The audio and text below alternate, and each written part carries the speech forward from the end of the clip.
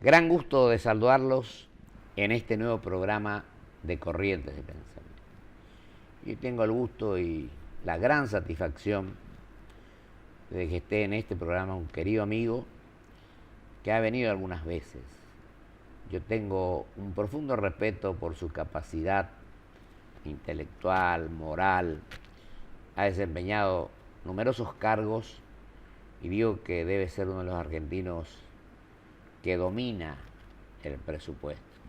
Ha sido ministro de Economía de la provincia, secretario de Hacienda de la Nación, diputado nacional, presidente del Banco Provincia de Buenos Aires, desarrolló una gran tarea.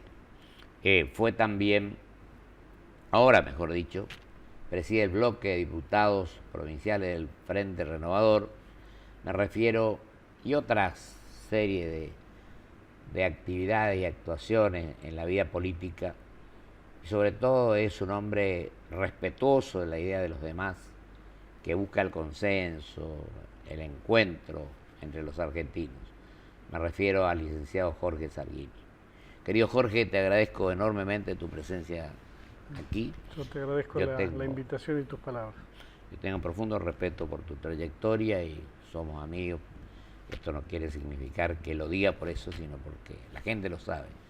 Ahora que tenés la responsabilidad de presidir el bloque de diputados, pero si te parece bien, tenés toda la libertad de decirme sí o no, ¿te parece? Hablamos un poco primero del tema económico, la situación económica del país, de tu provincia, etcétera, y después hablamos un poco de lo político, que estamos ahí en el año electoral, ¿no? ¿Cómo estás viendo la situación económica nacional? Y la situación económica nacional arrastra desde hace tiempo desequilibrios que se pagan. Algunos estamos pagando ya desde los últimos 2 años, que es el estancamiento económico y la no generación de empleos vinculado a ese estancamiento económico. Otros lo arrastramos de más años, como es la inflación. Y hay otros que el gobierno, por tener una alta capacidad para ir por los atajos, va postergando, pero que inexorablemente las facturas van a llegar. Es claro que tenemos una escasez de divisas que se vuelve insuficiente para atender una demanda de importación creciente si la economía creciera, para que los empresarios puedan girar los dividendos y para que los argentinos podamos comprar, siempre y cuando podamos justificar nuestros ingresos, los dólares para que los que quieramos. Esas restricciones están y eso se llama cepo, más allá de que el ministro de Economía de la Nación no lo reconozca. Y eso es así porque hay insuficiencia de dólares, que los atajos, como decía, del gobierno, acuerdo con China, swap, ahora ha podido colocar con Rusia, ahora ha podido colocar al doble de lo que paga cualquier país vecino deuda en los mercados internacionales. Todo esto va demorando las consecuencias más directas de esa falta de dólar, pero de todas maneras la estamos pagando, porque en la medida que las importaciones no fluyen como tienen que fluir, tiene impacto en la actividad económica y tiene impacto en la creación de empleo. Así que hay una serie de desequilibrios, y no he mencionado el fiscal, un terrible desequilibrio en el plano fiscal, que cómo se resuelve, y se resuelve financiando no genuinamente al Estado, se resuelve utilizando al Banco Central, se resuelve utilizando la ANSES, se resuelve, pero básicamente se resuelve emitiendo dinero que termina golpeando sobre los ingresos de todos, porque es el que alimenta el proceso inflacionario. O sea que es muy difícil encontrar una economía estancada tanto tiempo como la nuestra, con tan alta inflación. Esto se llama esta inflación.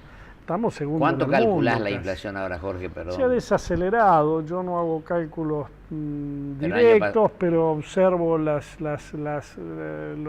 estudios privados que considero que están hechos con mayor rigurosidad, y está en el orden al 2% mensual. Mensual, ¿no? Y está allí. Algún mes un poco más, un poquito menos. Y esto en un mundo donde tiene el 5 o 6% anual de inflación en una región, 2 mensual con una economía estancada, es muchísimo. está como naturalizada en el comportamiento de los actores económicos, ya sean empresarios, inclusive ya sean los propios trabajadores que están acostumbrados a ir por atrás con la paritaria peleando a la inflación, los ajustes jubilatorios que llegan 2 veces al año, pero que mientras no llegan, todos los días los precios suben. Son todas inconsistencias que hay que arreglarlas. El gasto público vuela. Y vuela por encima de los niveles de recaudación que a nivel nominal más o menos. Es muchísimo. Y la verdad, quienes decimos esto, desde los que hacen lecturas ligeras, los actores económicos del gobierno la hacen, los responsables de la política económica del gobierno la hacen, rápidamente dicen que los que planteamos esto somos los que queremos el ajuste. La verdad, no es así. Yo me animo a decir con toda responsabilidad que bien hecho, como corresponde hacerse, uno puede bajar un 30% el gasto en la inversión pública y hacer la misma inversión pública que se está haciendo. Ahora, claro, esto se llama eficiencia en el gasto y se llama otras cosas. Claro. Y mucho se gasta en subsidios. Yo soy partidario de que hay que subsidiar a los que necesitan la mano del Estado. ¿Qué opinas de los subsidios, impuestos a la ganancia, por ejemplo? Dos puntos que te iba a preguntar. Subsidios hay que separarlos, digamos.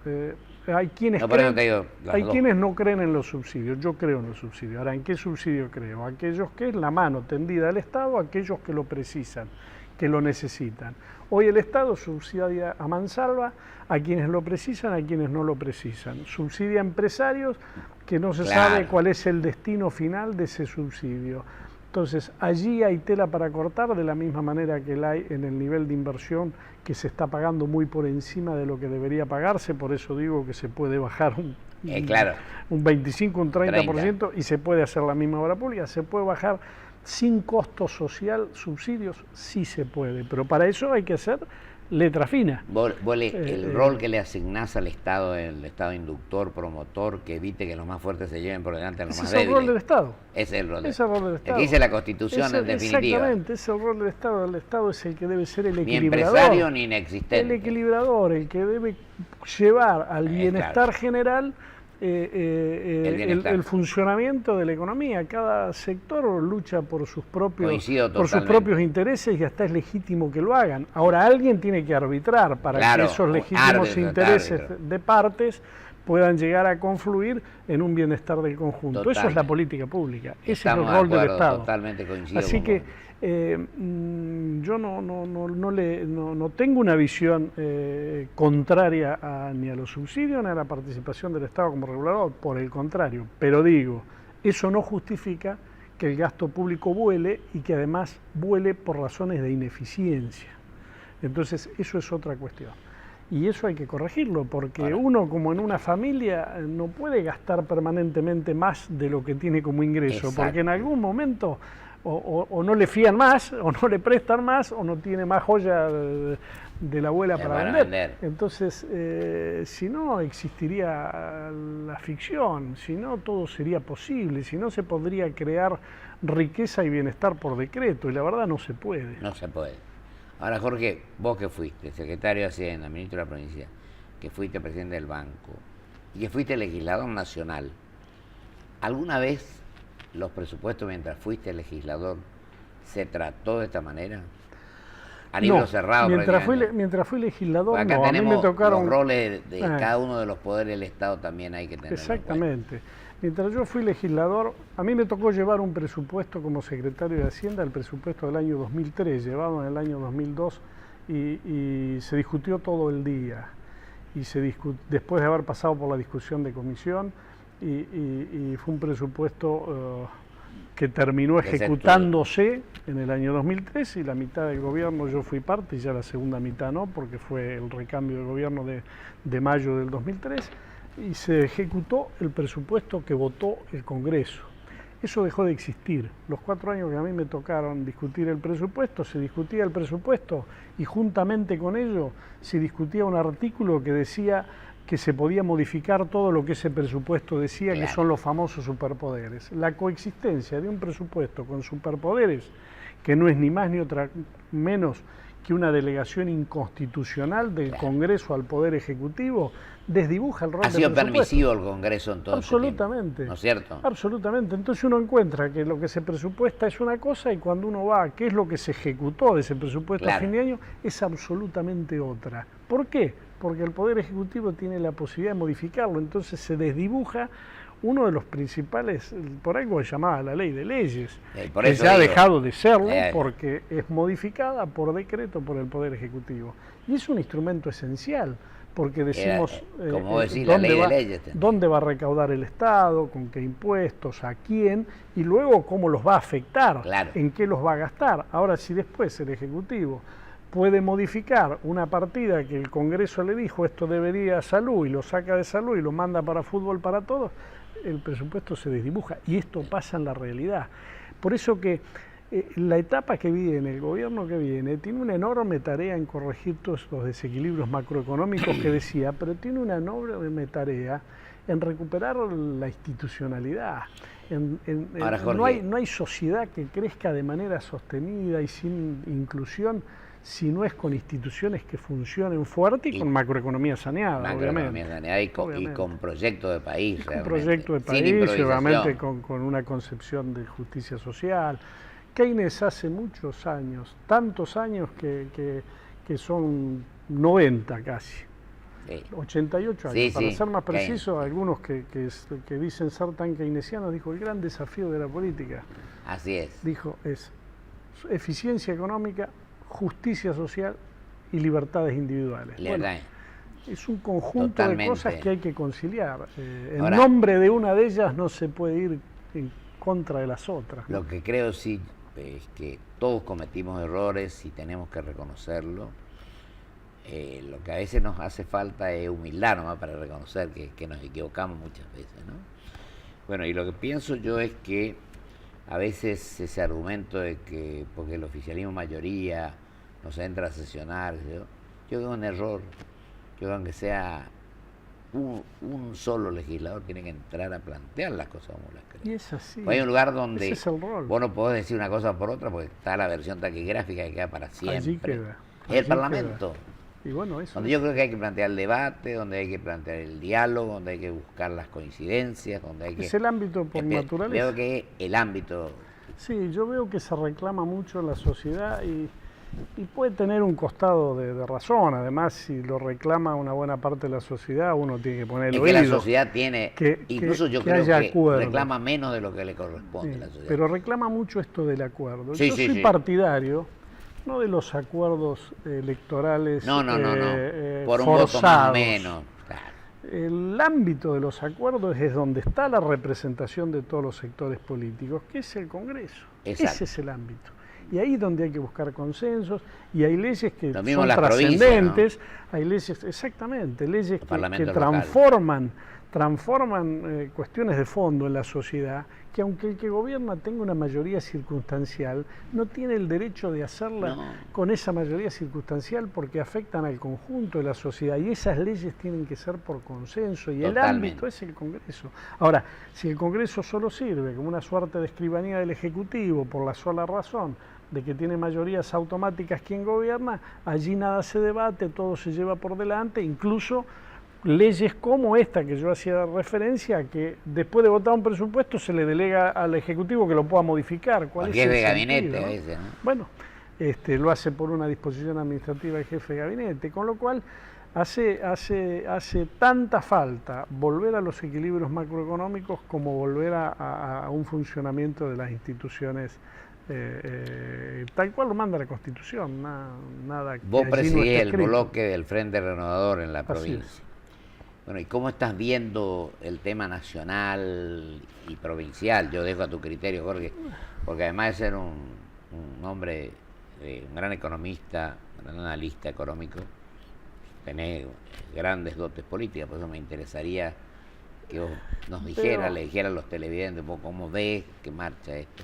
Y pertenece a una provincia que es el 38% del padrón, ¿no? Es una provincia que es el 38% del padrón, es una provincia que es el similar en cuanto a capacidad de riqueza respecto al total del país, y es una provincia que está absolutamente atada a las decisiones no solo económicas, sino quizá como consecuencia de las decisiones económicas, las decisiones políticas del gobierno central. Claro. Hoy el principal candidato del oficialismo, del Frente para la Victoria, pertenece a la provincia de Buenos Aires, es el gobernador de la provincia de Buenos Aires, que no tiene la más mínima libertad para tomar ninguna decisión, Daniel. no tiene legisladores propios, no los tiene ni siquiera prácticamente en la legislatura provincial, mucho menos en el Congreso Nacional, ni pretende tenerlos. Creo que ya le ha dado las señales al gobierno nacional, las suficientes señales, para decirle: yo lo que quiero es ser presidente, ustedes pongan todo lo demás. Y esto hace a un debilitamiento terrible del sistema de representación y del sistema federal. Porque en un esquema de tanta concentración de caja se ha generado un esquema de concentración de decisiones y parece que hasta el último concejal se termina decidiendo en la Casa Rosada. Y esto debilita terriblemente el sistema de representación y debilita terriblemente el sistema federal y las economías provinciales. Yo espero que esto cambie. Y nosotros trabajamos una propuesta de cambiar. No decimos que sea la única, que sea la más inteligente, pero me permito decir, si un gobernador que está en una provincia de las más castigadas por el sistema de reparto no lo reclama para sí, ¿cuál puede ser su pensamiento cuando sea presidente? Entiendo. ¿Modificar esto?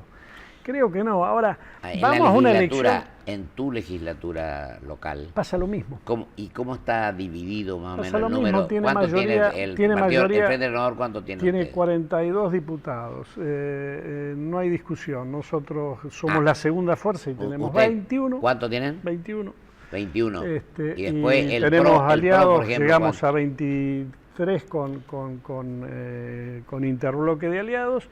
Y después son todos bloques... ¿El PRO cuánto tiene? No, el que sigue es lo que podríamos llamar FAP más UCR, que está en 16-17.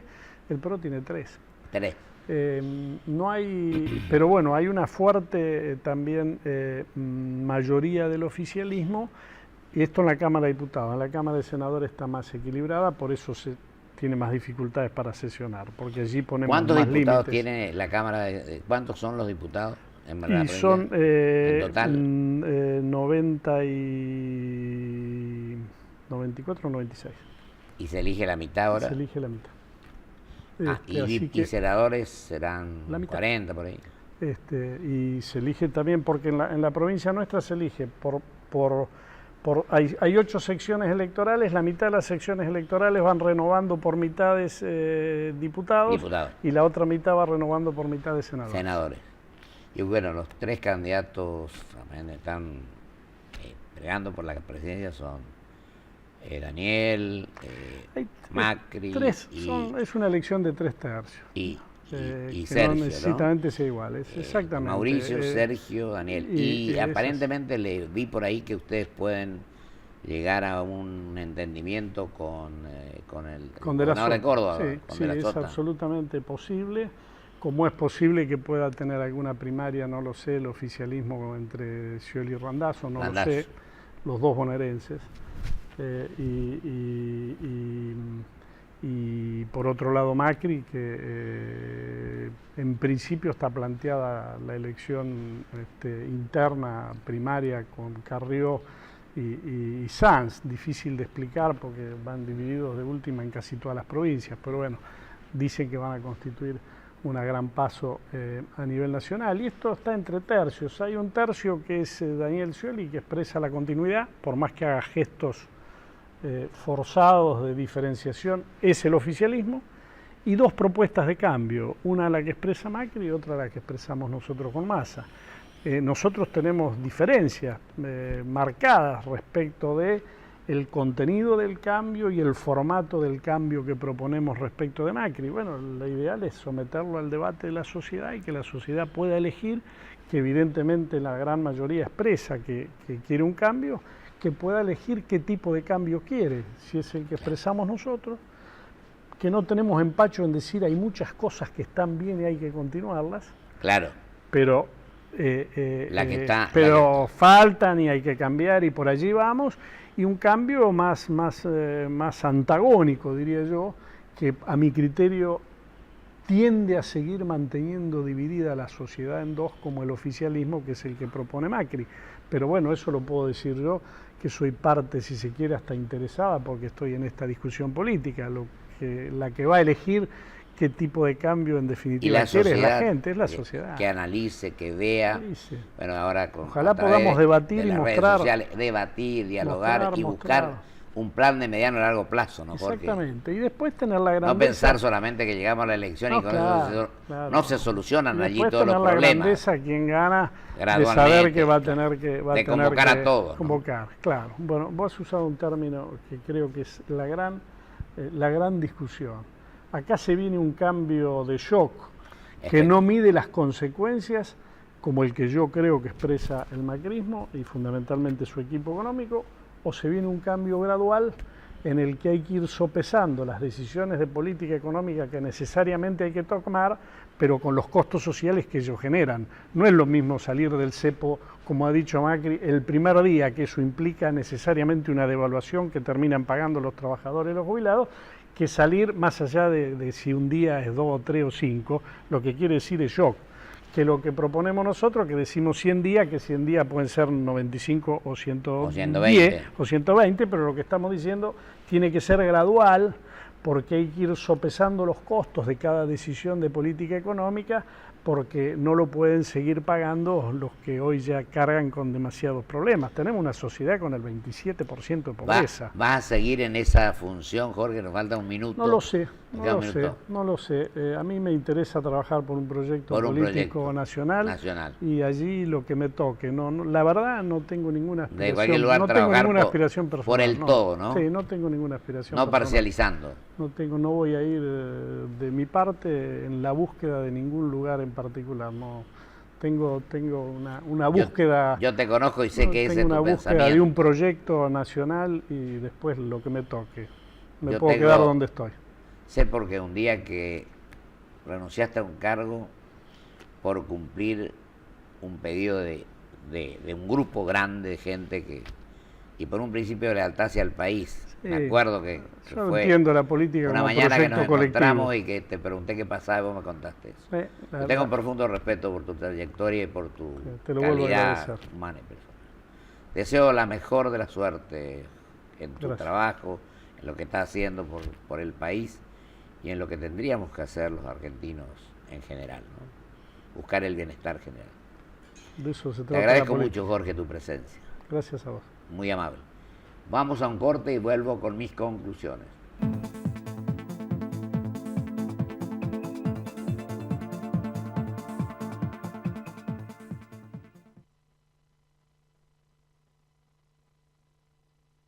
Grupo Petersen, desde 1920, construyendo el país. Marcos.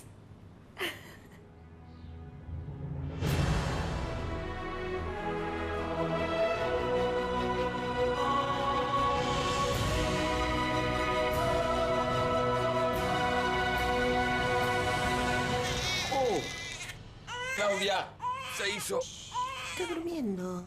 Susana. Ay, qué divino. Pero me estoy yendo al shopping. Arrancó Vamos los jueves y me ahorro un montón. Claudia, ¿qué está el botón rojo? No, la enfermera no, los bomberos, llama. Llegó el nuevo Toyota Plan de Ahorro. El Toyota que querés, con la tranquilidad que buscas.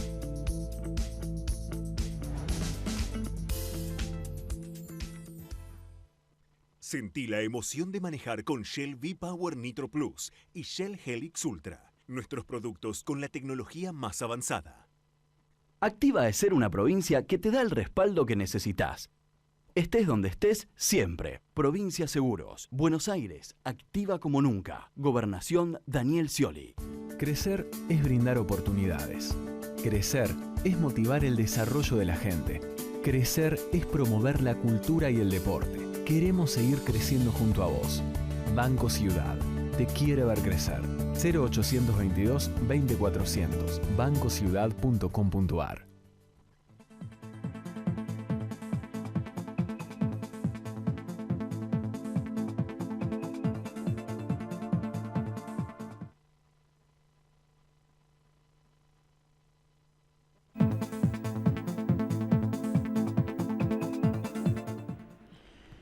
Como dije al comienzo, debo decir con total convicción que he ratificado mi opinión, el concepto personal y que tengo y siento por el licenciado Jorge Sarguini.